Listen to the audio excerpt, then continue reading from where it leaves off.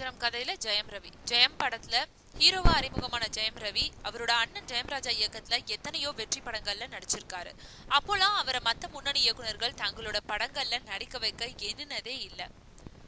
தனி ஒருவன் படத்தின் வெற்றிக்கு பிறகு அவர் மேல மத்த முன்னணி இயக்குனர்களோட பார்வை திரும்பி இருக்கு. லேட்டஸ்டா ஜெயம் ரவிய இயக்க விரும்பி அவர்கிட்ட கதை சொன்னவர் கௌதம் மேனன். சில வருடங்களுக்கு முன்னாடி கௌதம் மேனன் இயக்கத்துல சூர்யா நடிக்க இருந்த படம் துருவ நட்சத்திரம். பல காரணங்களால அந்த படம் பின்னாடி கைவிடப்பட்டது. அந்த படத்துல இருந்து சூர்யா வெளியேறின பிறகு துருவ நட்சத்திரம் படத்துல இவர் நடிக்க போறாரு, அவர் நடிக்க போறாருன்னு அப்பப்போ செய்திகள் வந்துச்சு. இந்த நிலையில தான் மீண்டும் தன்னோட துருவ நட்சத்திரம் சப்ஜெக்ட கையில் எடுத்திருக்காரு கௌதம் மேனன். தனி ஒருவன் படத்தை பார்த்த பிறகு துருவ நட்சத்திரம் படத்தோட ஹீரோ கேரக்டருக்கு ஜெயம் ரவி பொருத்தமா இருப்பாருன்னு நினைச்சாராம் கௌதம். அவுட்லைனை மட்டும் கேட்ட ஜெயம் ரவி முழு கதையும் தன்னோட அப்பா எடிட்டர் மோகன், அண்ணன் ஜெயம்ராஜா 2 பேர்கிட்டயும் சொல்லும்படி கௌதம் மேனன் கிட்ட சொல்லியிருக்காராம். துருவ நட்சத்திரம் படத்தோட முழு கதையும் சூர்யா கேட்டதுனாலதான் அந்த படமே அப்போ டிராப் ஆச்சு. இப்போ என்ன நடக்க போகுதுன்னு பார்க்கலாம்.